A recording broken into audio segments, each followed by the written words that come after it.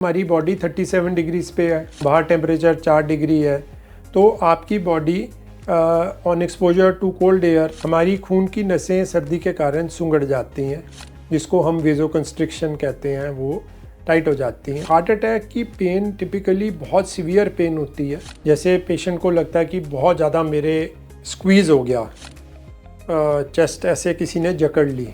But अकेला chest पे नहीं, कई बार वो वज़न आपके अपर पेट पे भी पड़ सकता है, या ये पेन आपकी ट्रैवल भी कर सकती है आपके जबड़े पे, जॉ को, या आपके शोल्डर्स में, आपकी बाजुओं में। कई लोग ये सोचते हैं कि ठंडे पानी से नहाना बहुत हेरोइक बात है, या सुबह 4 बजे सैर पे जाना बहुत हेरोइक बात है, तो ऐसे कई लोग अपने लिए मुसीबत मोल लें। एसिडिटी पेन और गैस पेन के अंदर यूजुअली एक पेशेंट की हिस्ट्री होती है कि उन्होंने बहुत हैवी खाना खाया, उनको खट्टे डकार आ रहे हैं, उनके पेट में जलन है। ऐसे सिम्टम्स हार्ट डिजीज़ में भी हो सकते हैं, और बड़ी बार ये मिसडायग्नोसिस हो जाता है कि ये एसिडिटी का पेशेंट है। जो हार्ट अटैक होता है बेसिकली आर्टरीज़ की ब्लॉकेज के कारण होता है, और आर्टरीज़ की ब्लॉकेज जो होती है वो एक प्लेटलेट प्लग बनने के कारण होती है।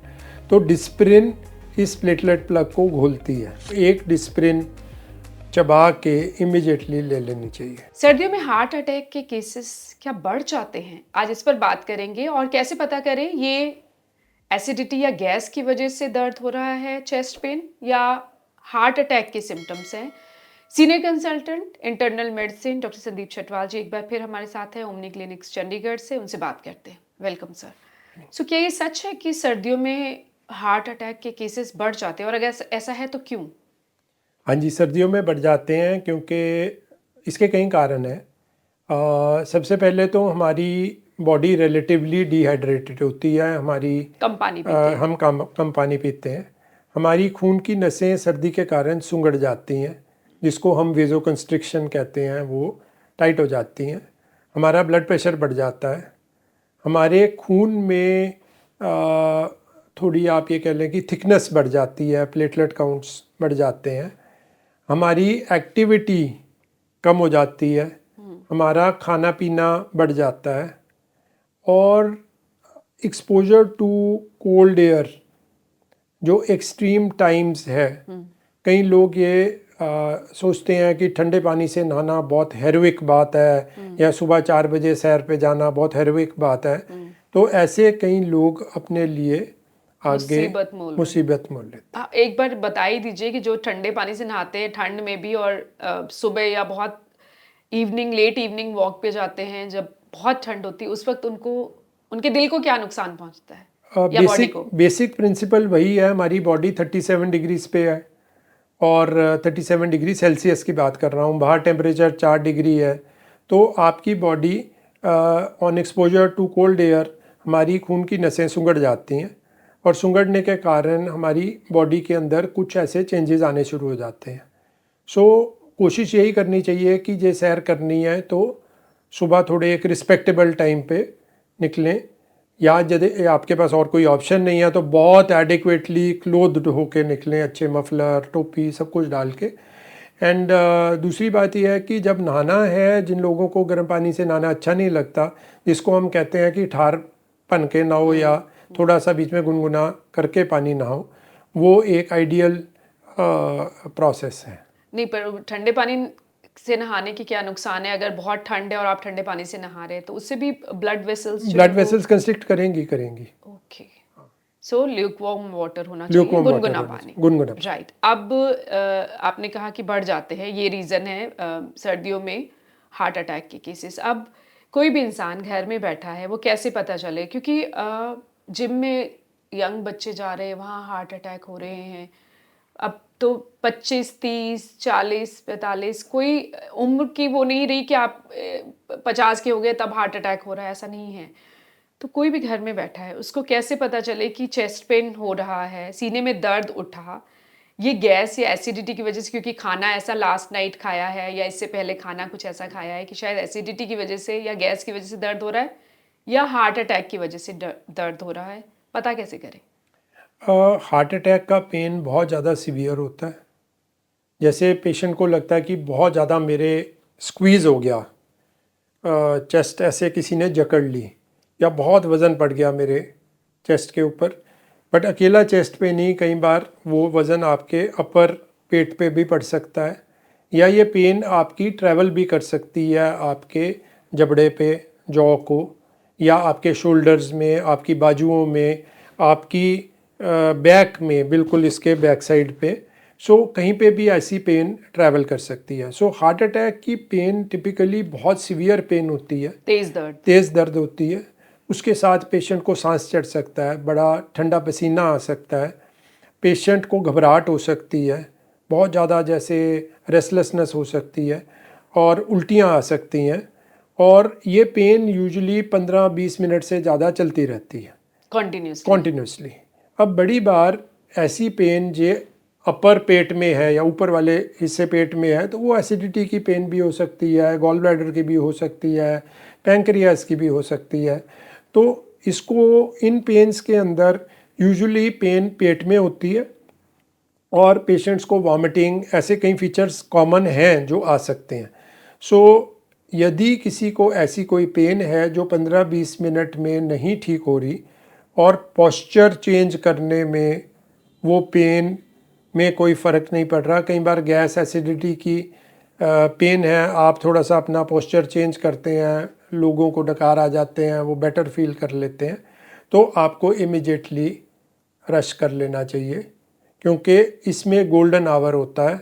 यदि आप इनिशियल टाइम में हॉस्पिटल में पहुंच जाते हैं तो लाइफ बच जाती है। और गैस पेन और एसिडिटी पेन कैसा होता है वो? एसिडिटी पेन और गैस पेन के अंदर यूजुअली एक पेशेंट की हिस्ट्री होती है कि उन्होंने बहुत हैवी खाना खाया, उनको खट्टे डकार आ रहे हैं, उनके पेट में जलन है, उनके चेस्ट में जलन है। पर ये दो सिम्टम्स मैं बार बार दोबारा बोलना चाहूँगा कि ये सिम्टम कॉमन भी हो सकते हैं।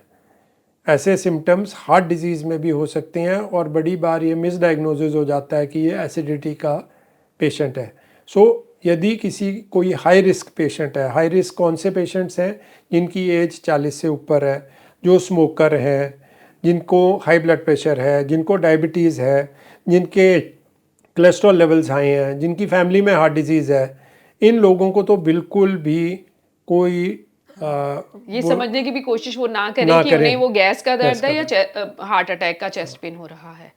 राइट। अब इमीडिएटली क्या करना है जिससे चेस्ट पेन हो रहा है? सो इमीडिएटली पहले पेशेंट को ईज़ करना है, उसको रिलैक्स करना है, एंजाइटी उसकी दूर करनी है। यदि कोई टाइट क्लोज हैं थोड़े से लूज़ कर लेने हैं। घर पे डिस्प्रिन एक कॉमन ड्रग है जो मेजॉरिटी घरों में होती है, तो एक डिस्प्रिन चबा के इमीडिएटली ले लेनी चाहिए। डिस्प्रिन क्या करती है जब चेस्ट पेन होता है, चाहे वो हार्ट अटैक का हो या गैस का हो?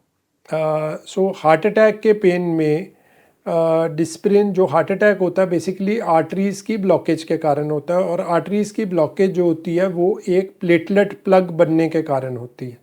तो डिस्प्रिन इस प्लेटलेट प्लग को घोलती है। सो जहाँ पे एक क्लॉट बना है और एक एरिया हार्ट का है जिसको ब्लड नहीं मिल रहा, वो क्लॉट जो आर्टरी को बंद करके बैठा हुआ है उसको घोलना शुरू कर देती है, तो थोड़ा थोड़ा ब्लड का ट्रिकल स्टार्ट हो जाता है और वो मसल डेड नहीं होता। बट ये एसिडिटी की पेन है तो डिस्प्रिन उसके लिए बहुत ही एक वर्स मेडिकेशन है, क्योंकि वो एसिडिटी को एकदम बढ़ा देगी।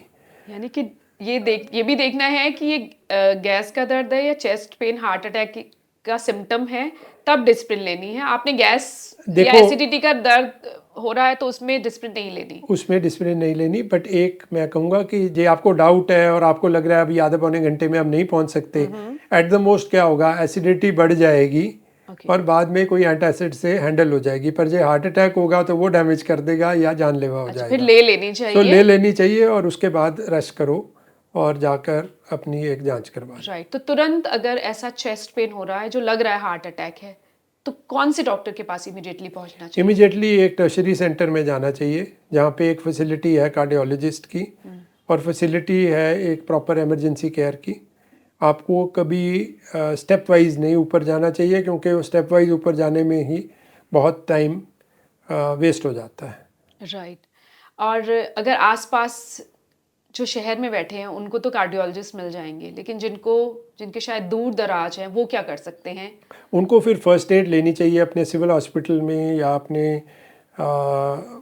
लोकल जो भी आपका बेस्ट हॉस्पिटल है वहाँ पे एक फ़र्स्ट एड लेके और वहाँ से फिर आप आगे रेफ़र किए जा सकते हैं। अच्छा, विंटर्स में, सर्दियों में हार्ट अटैक से बचा जा सके, इसके लिए कुछ आप प्रिवेंशन बता सकते हैं? हाँ जी। जी। सबसे पहले आपने अपनी बॉडी को हाइड्रेटेड अच्छा रखना है। आपने अल्कोहल की मात्रा, कॉफ़ी की मात्रा की कंजम्पशन को कम रखना है। आपने लाइट मील्स लेने हैं, फ्रीक्वेंट मील्स लेने हैं। आपने बहुत सर्दी के अंदर बाहर एक्सरसाइज नहीं करनी। आपने अपनी क्लोथिंग बहुत अच्छी रखनी है। अक्सर इस टाइम के ऊपर, क्योंकि शादियों का सीज़न है और स्पेशली लेडीज़, एल्डरली लेडीज़ जिनका मेनोपॉज हो चुका है, उनके लिए रिस्क बढ़ जाता है, क्योंकि उनका रिस्क बिल्कुल इक्विवेलेंट आ जाता है एज मैन। सो आप शादी पे जाएंगे तो आदमी तो एडिक्वेटली क्लोथ्ड होते हैं, पर लेडीज़ अपने उन्होंने हाँ, कुछ कि हमें अपने अटायर्स अटायर्स शो को करने हैं, तो उस वजह से तो वो रिस्क आपने, अगर आप 50 प्लस हैं, तो थोड़ा आप 45 एक 50 शॉल या तो कोई ऐसी चीज कवर्ड हो, कवर्ड चाहे आप रखें। शादियों में भी जा रहे हैं, आपने रिस्क नहीं लेना है। नहीं रिस्क ले। कई बार जिन लोग को एंजाइटी होती है, बेवजह घबराहट होनी, उस वक्त भी चेस्ट में जकड़न ज़बरदस्त हो रही होती है, तो वो हार्ट पर कैसे पता करे कि वो ये कहीं, बहुत बार वो भी सोच रहे थे हार्ट अटैक तो नहीं है ये। ये टिपिकली हम अपने मेडिकल लैंग्वेज में इसको पैनिक अटैक्स कहते हैं। तो जब ऐसी सीवियर एंजाइटी का अटैक आता है तो पेशेंट को लगता है कि भाई अब तो बस मैं गया, अब तो मेरी मौत होने वाली है, इतनी सीवियर एंजाइटी होती है। पर पैनिक अटैक ऐसा अटैक होता है जो आप कुछ भी ना करें तो वो पीक करके और 15-20 मिनट में खुद से सेटल कर जाता है, जस्ट रीअश्योरेंस से।